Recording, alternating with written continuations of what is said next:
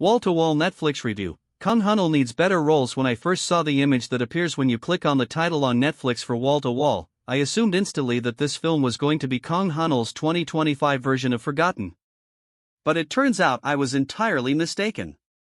While the latter was a shocking psychological thriller that left you flabbergasted even if you didn't love the film, the former is, for lack of a better way to put it, a real estate apocalypse? Bit of a mouthful, but the only other way I can describe Wall-to-wall as a gritty finance drama. What I love about Korean cinema is their ability to make anything basic a major thriller plotline in a big-budget film and roll with it. Whether it's housing, the struggle of finding jobs, or learning to love yourself, it can all be turned into some scary stuff, and we would feel it was the most natural thing in the world. So, when I realized Wall-to-wall was about a man trying to deal with housing debt, I was like, okay, this is going to be an interesting drama. Han-ul's always fantastic in those. But then, the second the film starts, it plays out like a thriller. The background score, the color grading, and the cinematography all point to thriller/mystery, but does the plot do it justice? Personally, I think not.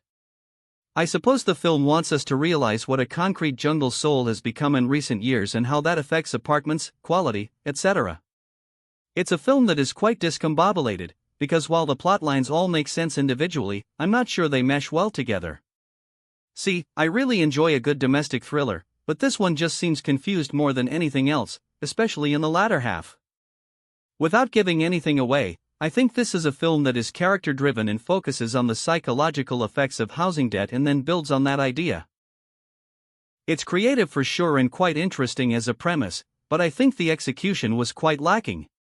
Wall-to-wall tells the story of Woo Sung, a young man who buys himself a house of 84 square meters in 2021 after taking out some loans. But a few years later, that dream apartment of his looks like a dungeon with no lights, no air conditioning, and soju bottles lying around everywhere. The film then follows Woo Sung's struggles with living in this apartment and how he can escape the whole thing, mentally and possibly physically. The film tackles themes of paranoia, anxiety, suicide, and more. In terms of the cast, Kang Han-ul is certainly the superstar of this film, and every frame with him in it, I quite enjoyed. The film is randomly comical, and I'm not sure if this is because I find the actor so versatile and recently enjoyed his performance in Tastefully Yours, so I found some instances funny in the otherwise serious film, which I think was on purpose. Unfortunately, I don't think this film would pass the Bechdel test, which is super disappointing in 2025, especially in the way that Fair Play and Sanctuary, both irrelevant in terms of plot commonality here, but I need you to bear with me for a second, are both centered around romantic relationships, kind of, but play out like thrillers to be more impactful. Wall-to-wall hopes to do the same. It shows us the dangers of wanting a home in Seoul, or just a big city, and the anxieties that come with having mountains of debt. There's also commentary on young people today and how they're not able to find happiness in the same things that their parents would have. All of this stuff is very interesting, but the final act of the film honestly doesn't hit the way it should. Which is why the whole journey there becomes quite disappointing at the end. We all know that in this economy, it's almost impossible to own a house and be happy. I'm only half joking, but that's kind of the whole point of this film.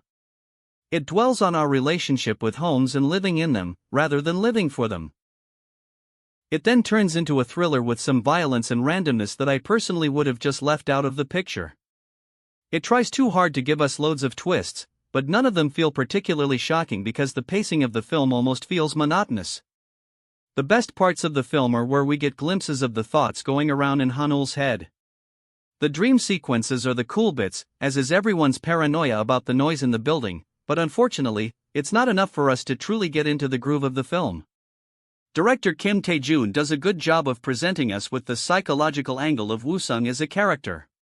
He thrives in making us feel almost claustrophobic while watching this film, which I quite appreciate.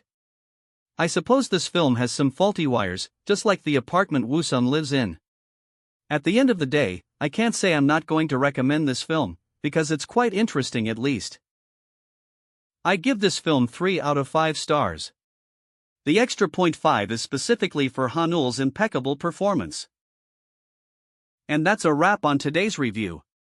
Whether you loved the film or felt it missed the mark, I'd love to hear your thoughts in the comments below.